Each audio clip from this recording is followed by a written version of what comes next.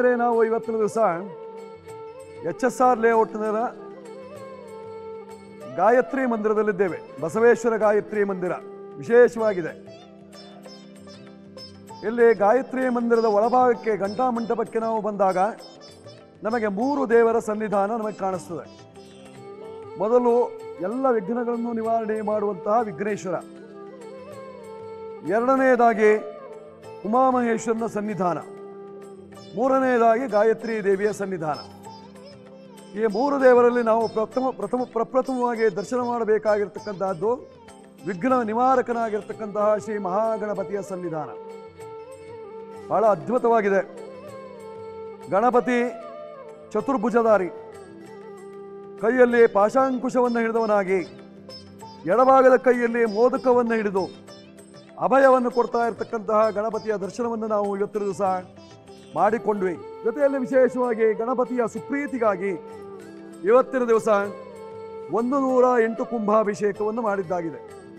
ಬಹಳ ವಿಶೇಷವಾಗಿ ಕುಂಭಗಳಲ್ಲಿ ಪ್ರತಿಯೊಂದು ಕುಂಭದಲ್ಲೂ ಸಹಿತವಾಗಿ ಗಣಪತಿಯನ್ನು ಆವಾಹಿಸಿ ಪೂಜಿಸಿ ಗಣಪತಿಗೆ ಹೇಳಿರ್ತಕ್ಕಂತಹ ಕಲ್ಪೋಕ್ತ ಪೂಜೆಯನ್ನು ಮಾಡಿ ಅದೇ ಕುಂಭವನ್ನು ವಿಶೇಷವಾಗಿ ಅಭಿಷೇಕವನ್ನು ಮಾಡಿರ್ತಕ್ಕಂತಹ ಅದ್ಭುತ ಕ್ಷಣ ಇವತ್ತಿನ ದಿವಸವಾಗಿರ್ತಕ್ಕಂಥದ್ದು. ಗಜಮುಖ ವಂದಿಸುವೆ ಕರುಣಿಸಿ ಕಾಯೋ, ಗಜಮುಖ ವಂದಿಸುವೆ ಕರುಣಿಸಿ ಕಾಯೋ, ಗಜಮುಖ ವಂದಿಪೆ ಗಜ ಗೌರಿಯ ಪುತ್ರ, ಗಜಮುಖ ವಂದಿಪೆ ಗಜ ಗೌರಿಯ ಪುತ್ರ, ಅಜನ ಪಿತನ ಮೊಮ್ಮಗನ ಮೋಹದ ಬಾಲ, ಗಜಮುಖ ವಂದಿಸುವೆ ಕರುಣಿಸಿ ಕಾಯೋ, ಗಜಮುಖ ವಂದಿಸುವೆ ಕರುಣಿಸಿ ಕಾಯೋ.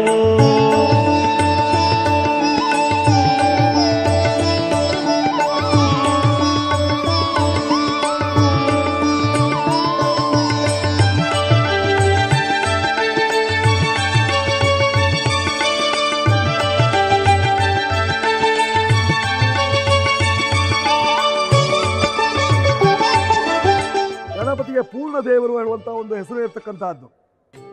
ಯಾಕೆ ಪೂರ್ಣ ದೇವರು? ಅನೇಕ ಶಕ್ತಿ ಸಂದೋಹ ಪೂರ್ಣಸ್ಯ ಪರಮಾತ್ಮನಃ, ವಿಘ್ನ ವಿದ್ವಂಸನಿ ಇಂದೇವ ಗಜರಾಜಂ ಉಪಾಸ್ಮಹೇ. ಅನೇಕ ಶಕ್ತಿ ಸಂದೋಹ, ಒಂದೆರಡು ಶಕ್ತಿಗಳಲ್ಲ, ಲಕ್ಷಾಂತರವೂ ಅಲ್ಲ, ಕೋಟ್ಯಾಂತರ 33 ಕೋಟಿ ದೇವತೆಗಳು ಸಹಿತವಾಗಿ ವಿಶೇಷವಾಗಿ ಶಕ್ತಿಯನ್ನು ಕೊಟ್ಟಿದ್ದಾರಂತೆ ಗಣಪತಿಗೆ. ಅನೇಕ ಶಕ್ತಿ ಸಂದೋಹ ಪೂರ್ಣಸ್ಯ ಪರಮಾತ್ಮನಃ, ಶಿವನ ತ್ರಿಶೂಲದಿಂದ ಛೇದಿತವಾದಂತಹ ದೇಹಕ್ಕೆ ಮತ್ತೊಂದು ಗಜ ಆನೆಯ ತಲೆಯ ಭಾಗವನ್ನು ತಂದು ಸೇರಿಸಿದಾಗ ಆ ದೇಹ ಪೂರ್ಣವಾಯಿತು. ಅಲ್ಲಿಯವರೆಗೆ ಅಪೂರ್ಣವಾಗಿತ್ತು.